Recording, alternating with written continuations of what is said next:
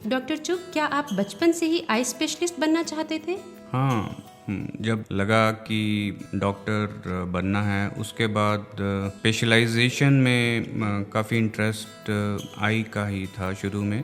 Because perhaps ये भी था कि मैं शुरू से ही हर चीज़ को बहुत बारीकी से और बड़ी अच्छी तरह डिटेल में करता था, और शायद इसी कारण ये इंटरेस्ट शुरू से ही बन गया था। आई स्पेशलाइजेशन की इस फील्ड में आपको क्या लगता है कितनी जल्दी नई टेक्नोलॉजीज आती हैं?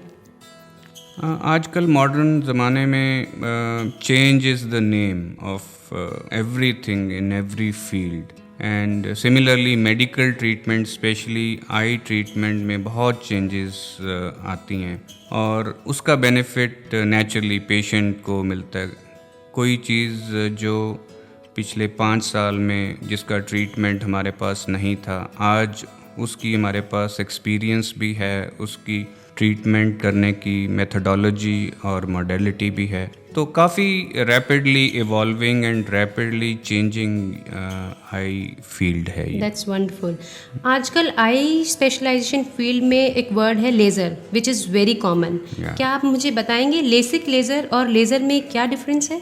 हाँ, लेज़र एक ट्रीटमेंट मेथोडोलॉजी है आई में, और भी फील्ड्स में है पर आई में इसका रोल ज़्यादा है। लेसिक लेज़र जो है वो बहुत कॉमन टाइप ऑफ लेज़र है, it is a type of laser. और भी लेज़र्स हमारे पास होती हैं जो डिफरेंट बीमारियों में यूज़ होती हैं, जैसे जब कि आँख के पर्दे में शुगर का असर होता है तो वहाँ पे भी एक लेज़र यूज़ होती है। सिमिलरली लेसिक लेज़र जो अडल्ट्स में after the age of 18 years जो स्पेक्टेकल्स को रिमूव करने के लिए और विजन को एनहांस करने के लिए जो यूज़ होती है वो लेसिक लेज़र है। ओके।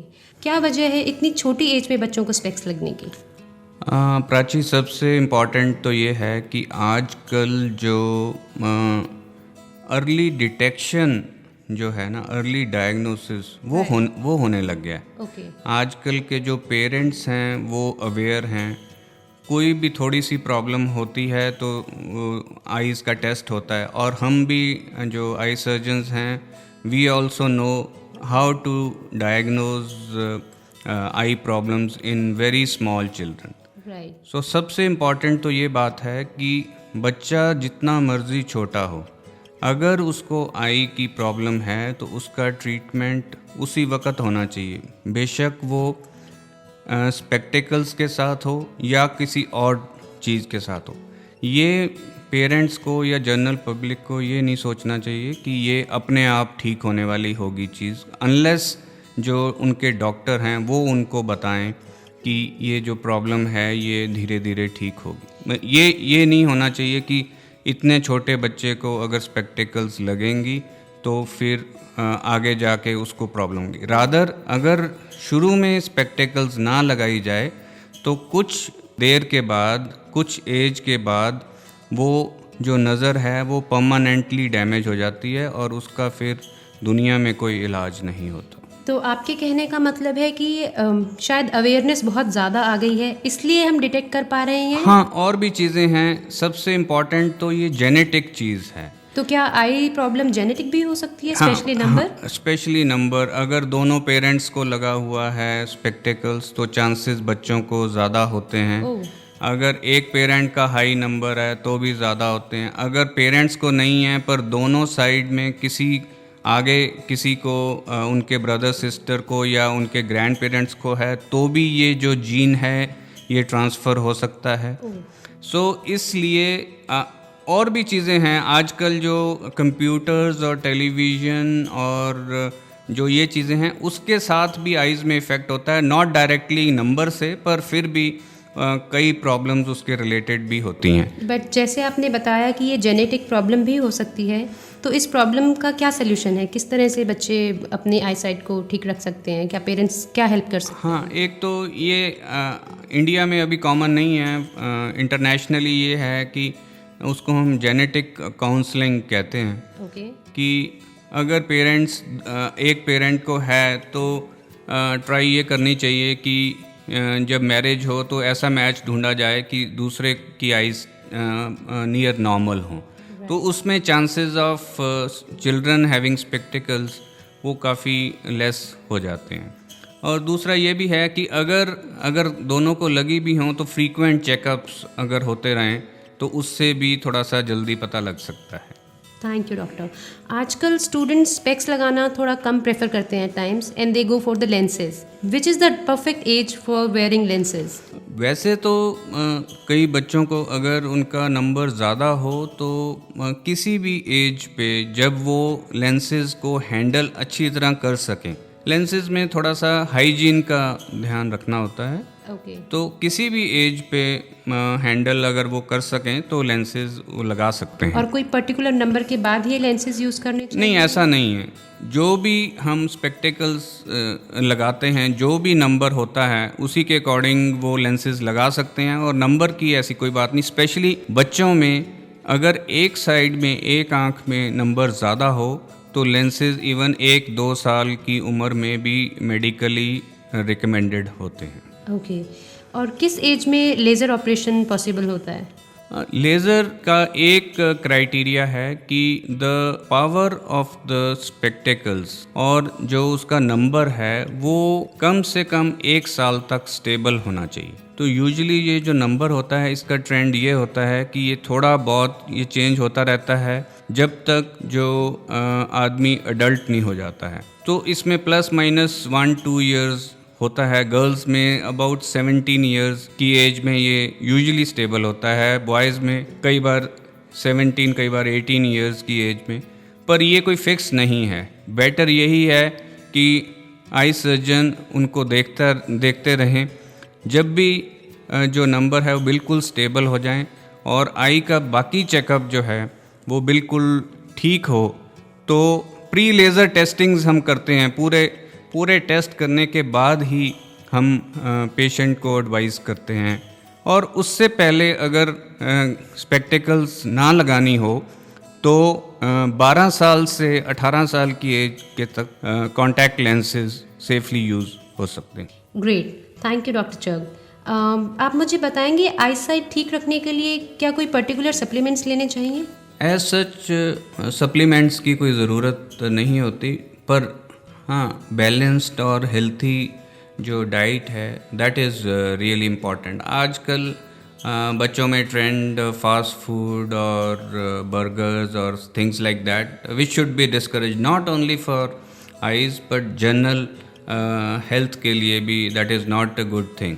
तो उसमें ठीक है, अगर कभी थोड़ा बहुत ये वाला चीज़ लेनी है तो उसको थोड़ी मात्रा में ले सकते हैं, but basically regular use of green vegetables and salad and lots of water in a day, और जनरल जो होम मेड फूड है अगर वो लेते हैं तो कोई सप्लीमेंट्स की ज़रूरत नहीं, अनलेस कोई हेडेक वगैरह किसी के बच्चे को रहता है या कोई और वीकनेस रहती है, तो under consultation of the doctor ये सप्लीमेंट्स दिए जा सकते हैं। But the nutrition it begins at home.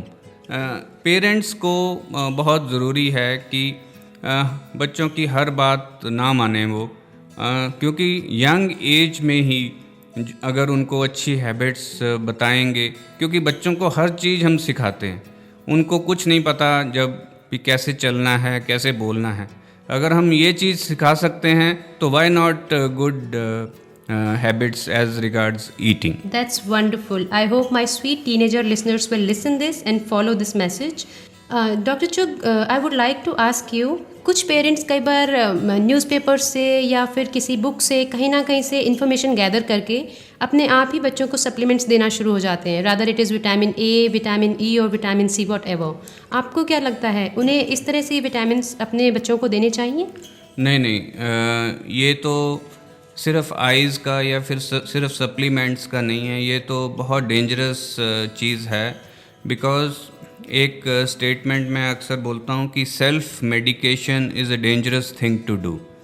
कोई भी चीज़ अपने आप नहीं लेना, क्योंकि उसका जो साइड इफ़ेक्ट जब कभी हो तो बहुत डेंजरस होता है। स्पेशली ये जो कोई भी विटामिन हो ये कहने को विटामिन है, अगर ये मेडिकल ट्रीटमेंट के अलावा लिया जाए या अंडर गाइडेंस ना लिया जाए तो इसके भी बहुत सीरियस इफ़ेक्ट्स हो सकते हैं। Thank you so much for telling us such wonderful information. I hope हमारे डियर पेरेंट्स और लिसनर्स इस बात को सुनेंगे और याद रखेंगे। आप मुझे जनरल आई केयर के कुछ टिप्स बताएंगे जो कि हर एज ग्रुप में काम आ सकें? हाँ, आइज़ का मैं अक्सर कहता हूँ कि eyes they are windows to the world. तो बड़ा स्ट्रेंज है, पर हम अपनी आइज़ का उतना ध्यान नहीं रखते जितना हर किसी को रखना चाहिए। सबसे इम्पॉर्टेंट ये है कि कम लाइट में स्टडी नहीं करना चाहिए। लाइट प्रॉपर होनी चाहिए, साइड से आनी चाहिए, बहुत ज़्यादा ब्राइट नहीं होनी चाहिए, डिम नहीं होनी चाहिए, और बुक या कॉपी के ऊपर आपकी शैडो नहीं पड़नी चाहिए। और दूसरा ये है कि जब भी कोई कंप्यूटर्स का या कोई और काम करें तो उसको कंटिन्यूसली नहीं करना।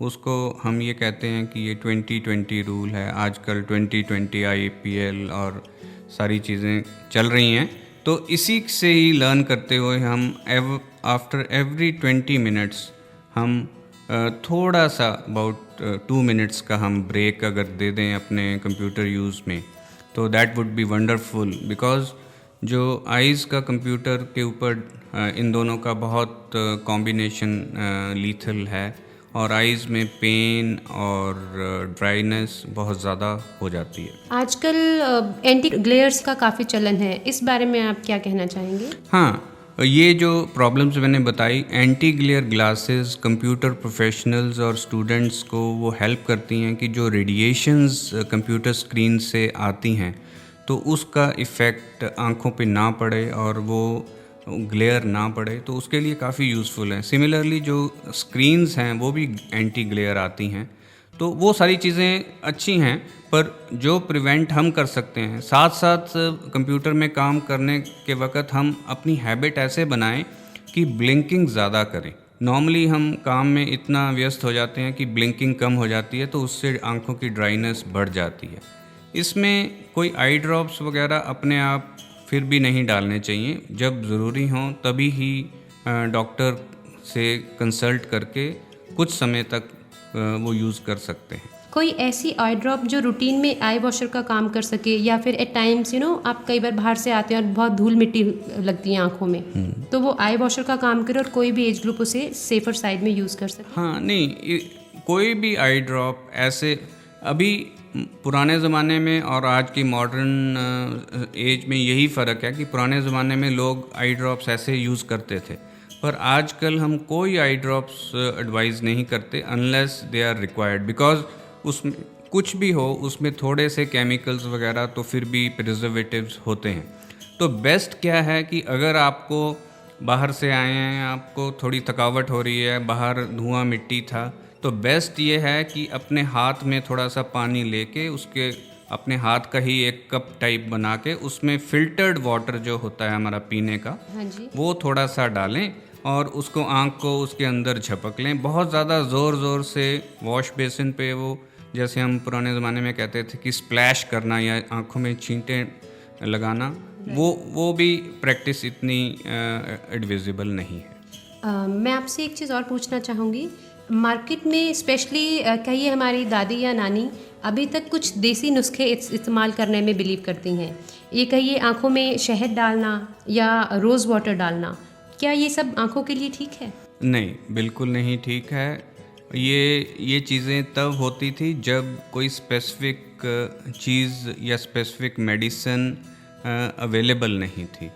वो जनरल चीज़ें थी कि ठीक है, अगर कोई चीज़ होगी तो अपने आप वो ठीक हो जाएगी, पर ऐसी चीज़ें नहीं डालनी चाहिए क्योंकि उसमें भी हाइजीन का क्वेश्चन आता है। कई बार इसमें सुपर एडेड इन्फेक्शन हो जाती है, कई बार एलर्जी हो जाती है, कई बार ये हमारी जो ब्लैक वाली पुतली होती है उसके ऊपर अल्सर्स हो जाते हैं, ज़ख्म हो जाते हैं। So it can be really dangerous sometimes. आजकल हर एज ग्रुप को ग्लेयर्स का बहुत शौक है, rather it is a part of fashion, या कहिए कि you are going with the fashion statement.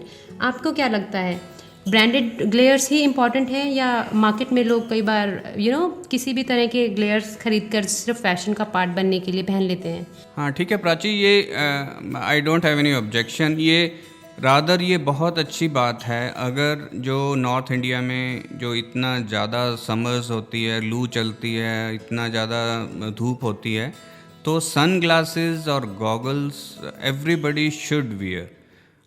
Only thing is वो थोड़ा सा सिलेक्शन शुड बी केयरफुल। जो सस्ती जो ऐसे फुटपाथ पे पड़ी होती हैं वो बिल्कुल नहीं लेनी चाहिए। अगर आप वो लेके डालते हैं तो इससे तो अच्छा है कि आप कुछ नहीं डालिए।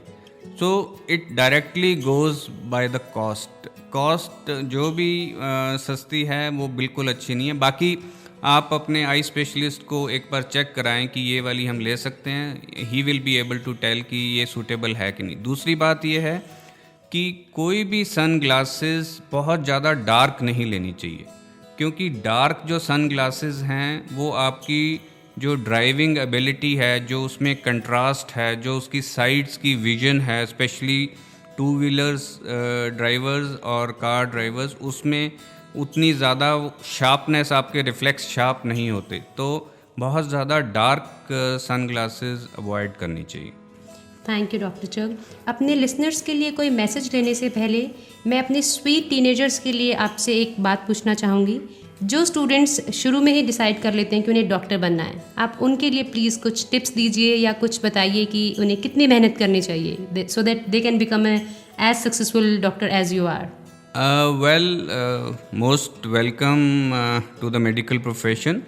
सिर्फ उसमें ये है, ये समझ के जाना चाहिए गर्ल्स और boys that the journey is long.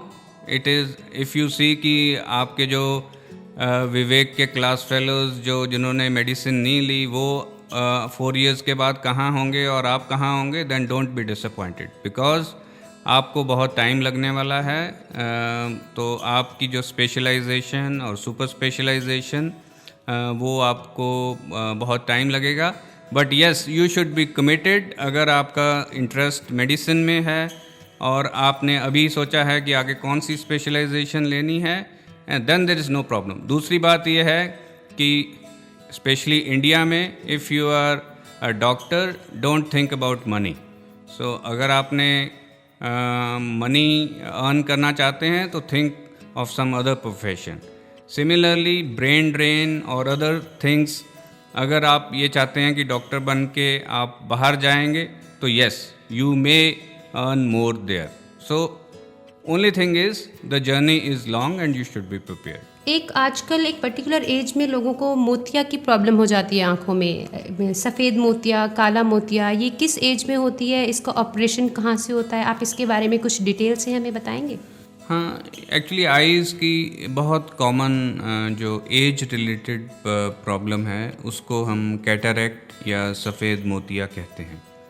ये किसी भी एज पे वैसे तो हो सकता है, पर 50 years के बाद इसका किसी भी टाइम पे आँखों में होना या आँखों की रोशनी को कम करना या ब्लरिंग करना, धुंधलाहट आना या ड्राइविंग में डिफ़िकल्टी करना या स्काई में जब हम स्टार्स देखते हैं तो उसकी डबलिंग नज़र आना, तो ये सारे इसके लक्षण हैं। तो ये नेचुरल है किसी एज 50 के बाद या 55 के बाद। कईयों को थोड़ा जल्दी होता है, कईयों को थोड़ा लेट होता है। सिमिलरली एक आँख में कई बार ये पहले होता है, दूसरी में बाद में होता है।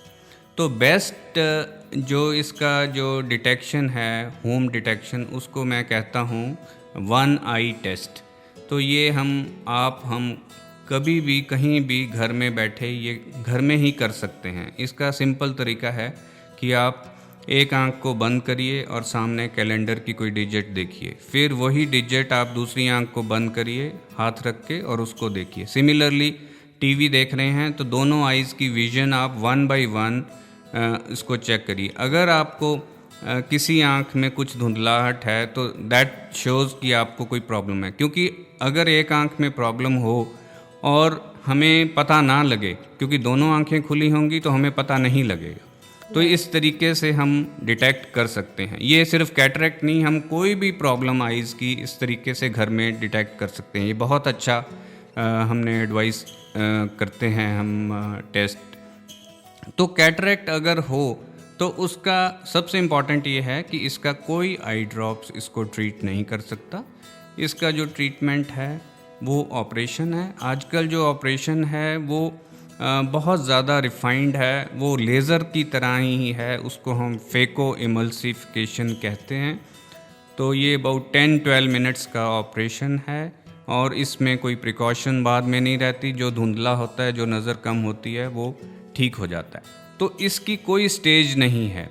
ऐसा नहीं होता आजकल की आँखों की रोशनी बिल्कुल ख़त्म हो फिर ये कराना चाहिए। ये बिल्कुल गलत है। जब भी आपको प्रॉब्लम हो उस वक़्त ये पॉसिबल है। लेट करने से कई बार ये होता है कि आदमी समझता है कि हमें सफ़ेद मोतिया है, उसके साथ साथ उसको काला मोतिया भी पीछे बन रहा होता है। तो इसलिए अगर वेट करें तो वो जो पीछे बन रहा है वो आँख की नर्व को डैमेज कर देता है। तो इसलिए बहुत ज़रूरी है कि इसका टाइमली ट्रीटमेंट हो। क्या काला मोतिया सफ़ेद मोतिया के बाद ही होता है? और आपने अभी ऑपरेशन की बात कही, ये ऑपरेशन कॉस्ट क्या होती होगी मिनिमम टू मैक्सिमम? एक्चुअली ऐसा नहीं है। ये काला मोतिया इंडिपेंडेंटली भी हो सकता है और उसके बाद भी हो सकता है। कॉस्ट वेरी करती है depending upon the consumables and the intraocular lenses which we use. तो रफली you can say कि it starts from about 8,000 and maybe goes up to 50,000 or so depending upon which type of operation we do. अभी आपने बीच में आई drop की बात की। मैं पूछना चाहूँगी कि एक बार कोई आई ड्रॉप यूज़ करना शुरू कर दें या कहिए कि उस आई ड्रॉप को खोल दें तो उसे कितने वक्त तक हम यूज़ कर सकते हैं, और क्या हर आई ड्रॉप को फ्रिज में रखना ज़रूरी है? टेम्परेचर पे डिपेंड करता है। सर्दियों में इतना ज़्यादा ज़रूरी नहीं है। गर्मियों में धूप के पास नहीं रखना चाहिए। जब गर्मी ज़्यादा हो रूम में तो बेटर यही है कि फ्रिज में रखा जाए। अगर कंटिन्यूसली यूज़ कर रहे हैं तो अप टू 2 मंथ्स तक यूज़ कर सकते हैं। बेस्ट है कि अप टू 1 मंथ तक करें। और जो ये ड्रॉपर होता है वो आई को टच ना हो, आपकी फिंगर को टच ना हो। बेसिकली हम इन्फेक्शन को प्रिवेंट करना चाहते हैं। एक क्वेश्चन मैं आपसे हमारे 2 व्हीलर चलाने वालों के लिए पूछना चाहूँगी। दिन में तो हम हेलमेट डाल के अपनी आइज़ को ग्लेयर से कवर कर लेते हैं, काफ़ी सारे ऑप्शंस मौजूद होते हैं, लेकिन रात को स्कूटर या बाइक चलाते हुए आंखों में से जो तेज़ पानी आता है, क्या वो आंखों को डैमेज करता है और उससे बचने के लिए क्या करना चाहिए? हाँ बिल्कुल। कोई भी 2 व्हीलर जो चलाते हैं उसमें जो हेलमेट के ऊपर शेड रहता है जो प्लास्टिक का, वो ट्रांसपेरेंट होता है। अगर वो सारी तरफ से कवर कर दे तो वो बहुत अच्छी प्रोटेक्शन है। नहीं तो जो driving sun glasses transparent all time of the day, रात को दिन को हर वक्त वो यूज़ होते हैं। स्पेशली जिनको एलर्जी हो उनको तो ये ज़रूर लगाना चाहिए। वैसे भी पॉल्यूशन, डस्ट आँखों में ना पड़े, पानी ना आए। कई बार आँखों में कोई जो स्मोक का है वो पुतली के ऊपर चिपक जाता है तो बहुत पेन होती है। इमीडिएटली हमें रश करना पड़ता है डॉक्टर के पास। सो बेस्ट ये है कि कोई भी जो ड्राइविंग गॉगल्स स्पेशल आती हैं वो ज़रूर लगाएं। जो स्पेक्टिकल्स लगाते हैं वो थोड़ा सा ध्यान रखें कि साइडों में से जो कोई डर्ट वगैरह ना आए।